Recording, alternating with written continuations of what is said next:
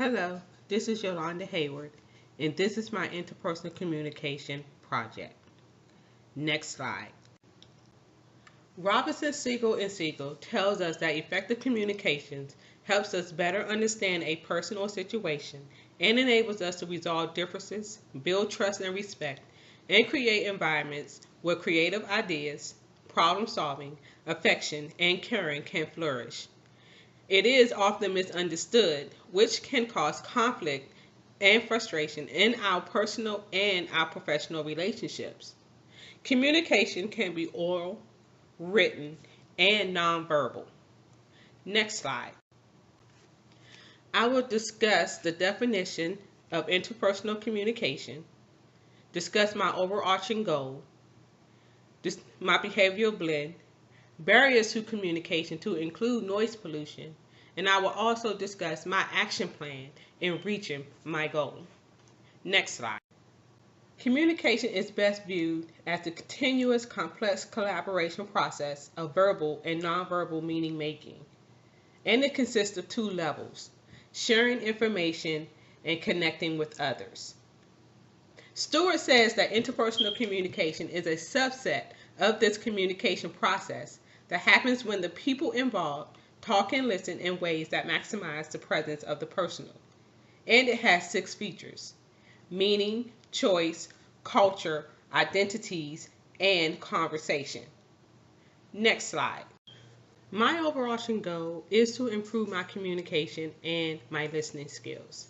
This would first be accomplished by enlarging the conversation. My definition of enlarging the conversation is to actively listen while accepting and replying from a perspective that is different from my own perception. In other words, think outside the box. This involves asking broadening questions and seeking broadening resources. Also, knowing the behavioral blend of everyone in the conversation will aid in knowing what kinds of questions to ask and what kinds of resources to look for so that we can all reach a mutual vision and agreement. Secondly, to reach my goal, I will improve on my level 1 listening skills. In my day-to-day job, I work in a finance office, so being an empathetic listener is what I do every day. I want to broaden these skills so when I leave the military and go on into my chosen next career field, which is marriage and family counseling, broadening these skills will better help me help my clients. Next slide. Previously, I mentioned knowing the behavioral blend of everyone in the conversation. Now I want to discuss my own behavioral blend. According to Uniquely You, knowing this blend is vital to effective leadership and relationships. Next slide. My behavioral blend is: this is expected of me, this is me. And my motivation comes from recognition and approval, and I seek stability and support. My desires are opportunities to help and motivate others, and I seek a familiar environment. This is very important when it comes to being a counselor or a group leader. Next slide. This blend says that I communicate well and I encourage others, all while being friendly and kind. It also points out that my weaknesses are over enthusiasm and that I have a lack of commanding and demanding in my demeanor. Next slide. There are many barriers to effective communication. For example, the different listening styles. This includes the faker, the interrupter, or the self-conscious listener, the person who pays too much attention to themselves rather than the conversation. Some personal barriers include our ability to effectively communicate, stereotypes that we may have, or just the fact that most people are poor listeners.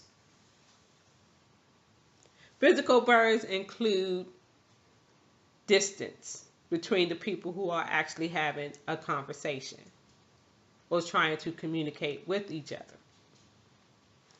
For example, I'm in the military and I have customers that are thousands of miles away.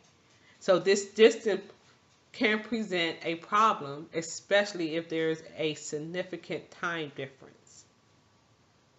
Semantics. Sometimes words can have different meanings to different people. Especially as an African American, we tend to have our own language. So what one word means to me may be something totally different to someone else.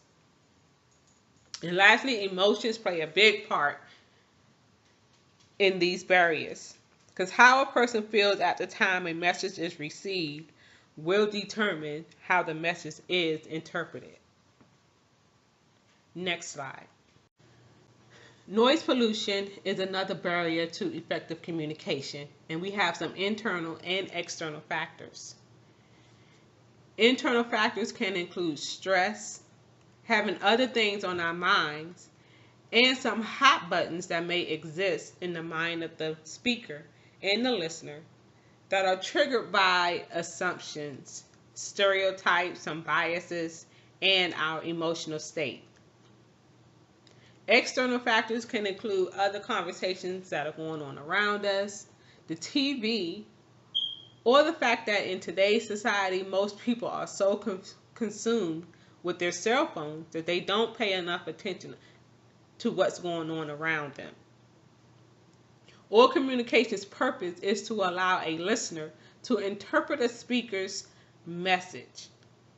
So to overcome these barriers and become more effective, we need to understand and develop a communication style that's going to include active listening, providing feedback, whether oral or nonverbal, and make sure that it is constructive, and make sure we use the right words in our response. Next slide. To reach my overarching goal, I plan to first pull on my spiritual strength that were identified in my behavioral blend. Those include being humble, patient, confident, and positive.